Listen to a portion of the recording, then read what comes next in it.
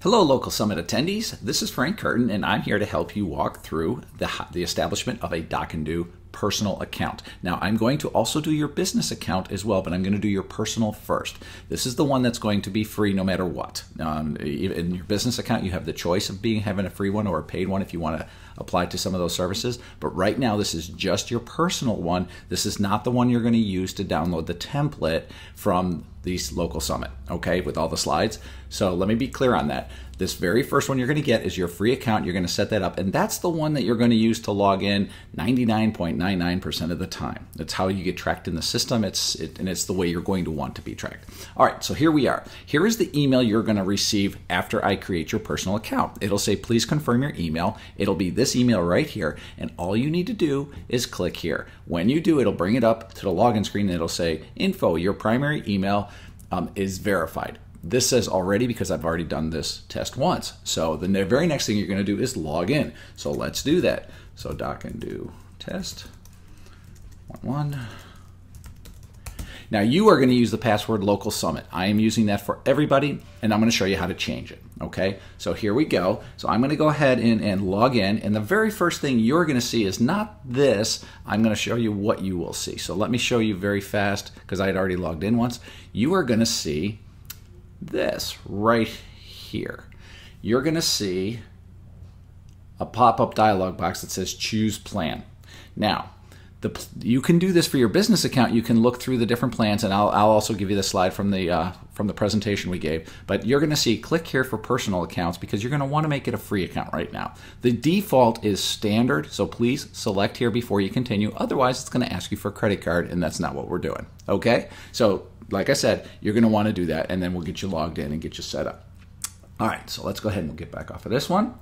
We've got your very first login, and it gives you the option for this tour. Please take the tour. It's 5 boxes. It shows you what's going on. It's going to jump you in real fast. It'll pop you up with a few things before it takes you back to your instance, but it's going to show you where your inbox is. Okay, that's a key critical component because this is where all the changes in the system occur, and this is where you get notified when someone else makes a change on any entity, on any content piece that you're following.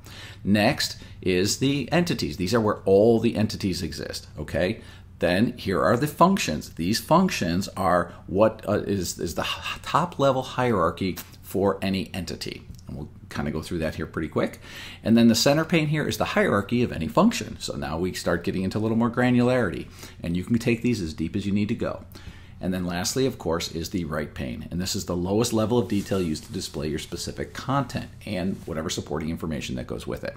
That ends the tour, and it brings you back to the way you will normally see your thing start up all the time. Now, when you logged in, when we first logged in and you saw there's a little checkbox next to that, that checkbox simply asks you if you want to keep seeing the tour before you continue. If you check that, it will not turn on. And then so you don't have to keep seeing that every time you log in. Now, here's your notifications. One of the things we do add for you very quickly is the Doc&Do basics. Right here are a couple of things that are beneficial for you, like account settings and changing a password tab, like how do you do that and stuff like that. So we give you a couple of default settings that show you how you can do that. So let me show you specifically what we're going to do here so that I can get you squared away the way you'd want to. First thing we're going to do is we're going to come into account settings. This is where your profile is.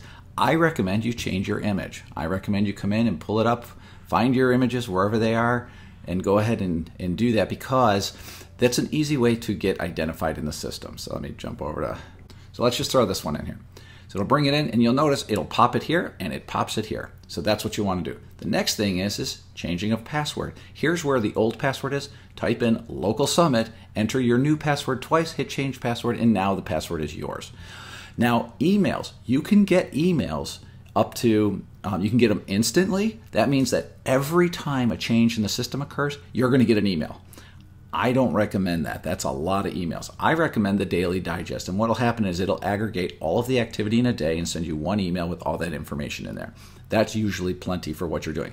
If you're a really frequent user of the system and you're in here all the time and you're in here updating things and changing things around, you get other people doing the same, you could opt to have none if you wish and not get one email to your inbox. However, your inbox here, this does not affect this inbox. This inbox will always have one notification per change in the system so that you can get up to date without missing anything. Okay, and then here is your plan info. This tells you how many resources you have. So even in the free account, we give you 5 users, 3 admin, 10 guests. That's a total of 18 people that could be playing around in the system or sharing content that you provide them access to. Okay, and then of course if you want to upgrade at any time, you're more than welcome to do that. When you pop this screen up, that's when it gives you the option to do so. And of course this is the same in the business account as well. Most free accounts are for personal accounts and they stay that way. Many of the business accounts are, but they don't have to be. Then you're going to have a thing called templates, and you're more than welcome to click on Template Gallery and check out some of the templates we have.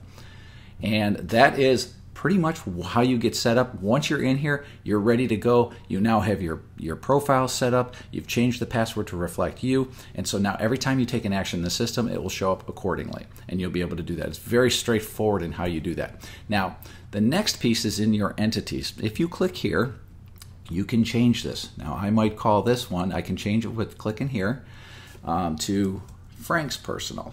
So if I want to do Frank's personal Doc&Do test, I can do that, select that button there, and away we go.